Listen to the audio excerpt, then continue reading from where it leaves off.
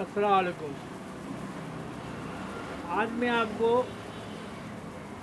پرانے زمانے میں لے کے جا رہا ہوں۔ آج میں آپ کو پرانے زمانے میں لے کے جا رہا ہوں 1930 میں۔ ایک اداکار تھا چمن لال۔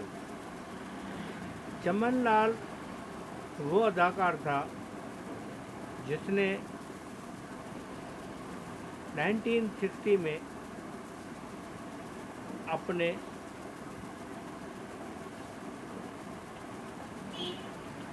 فن کا مظاہرہ کیا، اپنے ایکٹنگ کا مظاہرہ کیا، اور 1960 میں ہی وہ ایک ہیرو بن کے سامنے آیا، اور ماشاءاللہ سے ہیرو بننے کے بعد وہ اتنا کامیاب ہوا کہ اس نے ٹھیک ٹھاک قسم کے پیسے بنائے۔ آپ کو ادھر میں بتاتا چلوں کہ انسان کی جدوجہد کبھی بھی ناکام نہیں جاتی، انسان کی جدوجہد کبھی بھی ناکام نہیں جاتی۔ یہ چمن لال جو تھا اس زمانے کا بندہ تھا جب ہمارے بڑے بوڑھے جو ہوتے تھے وہ ایکٹنگ کو برا سمجھتے تھے اور اچھی نظر سے نہیں دیکھتے تھے۔ پھر وہ ماں باپ کے کہنے پہ فوج میں گیا، فوج میں جانے کے بعد پولیس میں گیا، پولیس میں جانے کے بعد وہ کسٹم میں گیا، کسٹم میں جانے کے بعد اس نے اپنی جو راہ تھی وہی چن لی جو اس کی پسندیدہ تھی، ایکٹر، فلموں میں کام کرنا۔ اس نے جو آغاز کیا وہ اسٹریٹ تھیٹر کے حساب سے اس نے اپنی ایکٹنگ کا آغاز کیا، اور اتنا مزہ ہوا ایکٹر بن گیا کہ 1970 تک جو ہے نا اس نے بہت سارا پیسہ کمایا، بہت سارا نام کمایا، بہت اچھی اچھی فلمیں دی جس میں میں نے بھی فلمیں دیکھی۔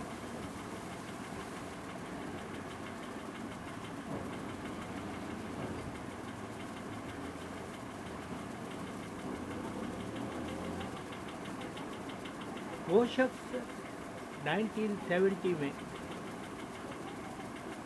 کیونکہ کامیابیاں اس کو مل چکی تھی، لیکن اس کو یہ سمجھ نہیں آئی کہ جو کامیابی ملی ہے میں اپنے ہی ملک میں اس کو سنبھال کے رکھوں۔ وہ ہالی ووڈ میں چلا گیا، جہاں پر وہ کوشش کی اس نے کہ میں اچھا مقام حاصل کروں، لیکن آپ کو پتہ ہے کہ باہر کے مالک والے باہر سے آنے والوں کو اتنا امپروو نہیں کرتے، لہذا وہ 72 تک جو ہے نا اپنی کمائی ہوئی دولت کو جو ہے برابر کر کے واپس جو ہے انڈیا آ گیا 1972 میں۔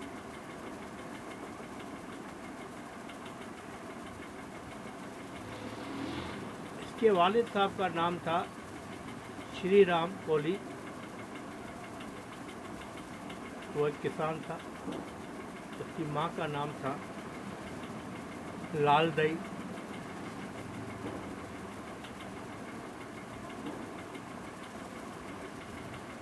اور اس کا اپنا جو فلمی نام تھا دیو کمار تھا، اپنا جو اس کا فلمی نام تھا وہ دیو کمار۔ جب 72 میں یہ واپس آیا تو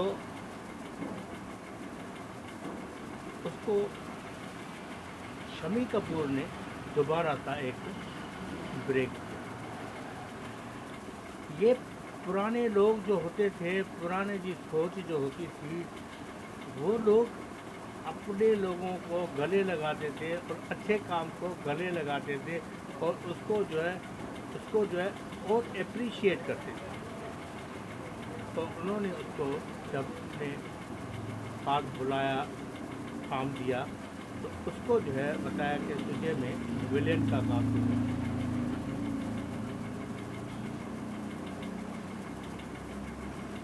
और उसने विलेन के तौर पे काम शुरू किया और माशाल्लाह से उसने ऐसे ऐसे किरदार किए जो आज भी उसकी अगर आप फिल्में देखेंगे देव कुमार की तो आपको मज़ा आ जाएगा। उसका उसका जो लहजा था और बिल्कुल अनोखा लहजा, बिल्कुल ऐसे समझो जैसे पृथ्वीराज का लहजा आप देख लो, उसी तरह से देवानंद का लहजा देख लो और विनोद खन्ना का लहजा देख लो और बहुत सारे अदाकार हैं जिसका नाम मेरे को बताना चाहता हूँ लेकिन लंबी कहानी हो जाएगी। तो देव कुमार ने एज ए विलन 1972 में काम करना शुरू किया। 1972 में काम शुरू किया। उसके साथ साथ इसकी जो हॉबी थी वो थी शायरी और कॉलेज में जाके स्पीच करना, समझाना, काउंसलिंग करना, बताना। ये क्वालिटी जो होती है बहुत कम लोगों में होती है और इस क्वालिटी को सिर्फ उजागर कौन करता है, ये अंदर से अपना दिल करता है, उनको उजागर अपना दिल करता है। उसके ऊपर जो है ऊपर से परवरदिगार की रहमत होती है, तब वो स्पीच में आके जो है बहुत अच्छी स्पीच कर जाता है और लोगों को पसंद आता है। वो स्पीच में माशाल्लाह से कमाता था या वो बगैर ऐसे लिए भी काम करता था। उसने एक मंदिर बनाया था और उस मंदिर में उसने ठीक ठाक किस्म के पैसे लगा दिए। देखिए हर एक की इबादत गाह अपनी जगह पर होती है, उसी तरह से हमारा मस्जिद है, हमारी बहुत सारे मदरसे हैं जिसके ऊपर हम पैसा लगा के वहाँ पे हम लोग बहुत सारे काम करते। उसी तरह से उस बंदे ने भी अपने मज़हब के हिसाब से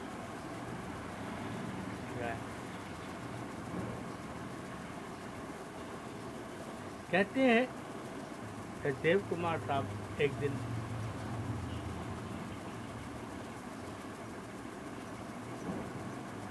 इससे पहले मैं ये बता दूं कि इसकी जो बेगम थी वो एयर होस्टेस थी और उसके साथ साथ उसकी 3 बेटियां थी जो माशाल्लाह से वो भी एक पढ़ी लिखी समझदार और एक डॉक्टर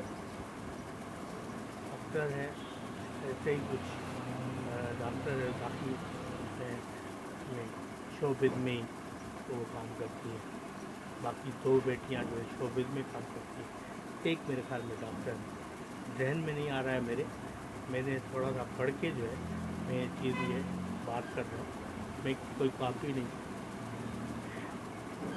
तो मैं ये कहने वाला था कि जब देव कुमार कहते हैं ज़िंदगी में एक वक्त ऐसा आता है जब ये दुनिया छोड़नी पड़ती, उसी तरह से देव कुमार को भी एक वक्त ऐसा आया उसको एक दुनिया छोड़नी पड़ी।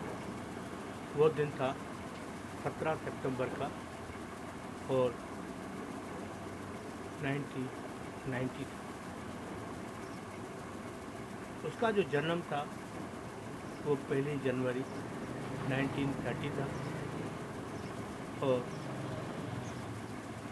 इंतकाल का दिन जो था 17 सितंबर और 1990। उस दिन कहते हैं कि हिंदू हो या मुसलमान हो, ईसाई हो, कोई भी हो, आदम की औलाद है सारी, अल्लाह ताला ने हर एक को जो है ना बहुत सारी चीज़ों से जो है नवाजा हुआ है। तो हम इस बात के ऊपर तो जा ही नहीं सकते कि ये ऐसा है, ये वैसा है, ये यूँ है, ये हिंदू है, ये मुसलमान है। इस चक्कर में मैं तो जा ही नहीं सकता, न जाता हूँ। تو 1990 میں اس شخص نے اسپیچ دی اور بہترین اسپیچ دی، اور تو اس اسپیچ میں بہت ساری تالیاں بجی، اور وہ جا کے جو ہے کرسی پہ بیٹھ گئے، اور کرسی پہ بیٹھتے ہی اس کو ہارٹ اٹیک آیا اور وہ وہیں پر ہی انتقال۔ اس طرح سے وہ اپنے 3 بچوں کو اور بیوی کو الوداع کہہ گئے۔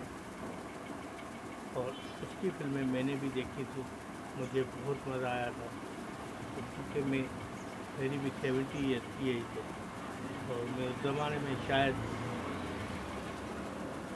1960 سے اس نے شروع کی تھی، 76 سے میں نے زندگی کا آغاز کیا تھا۔ تو میں بچپن سے فلمیں تو دیکھتا ہی تھا، جب انڈیا کی فلمیں آتی تھی تب بھی دیکھتا تھا، تو VCR آیا VCR بھی دیکھتا تھا، اور پھر جو ہے نیٹ آیا تو نیٹ کے اوپر تو بہت ساری فلمیں دیکھی۔ اس طرح سے یہ دیو کمار کا آخری وقت ہو گیا۔ ایسے اداکار بہت کم پیدا ہوتے ہیں، ہمارے بھی اداکار بہت سارے، جس کی میں انشاءاللہ بایوگرافی لے کر آؤں گا، اور بایوگرافی لے کے اسی طرح سے بات کروں گا جس طرح سے آج میں نے دیو کمار کی بات۔ بہت شکریہ، اللہ حافظ، اللہ تعالیٰ آپ کو خوش و خرم رکھے۔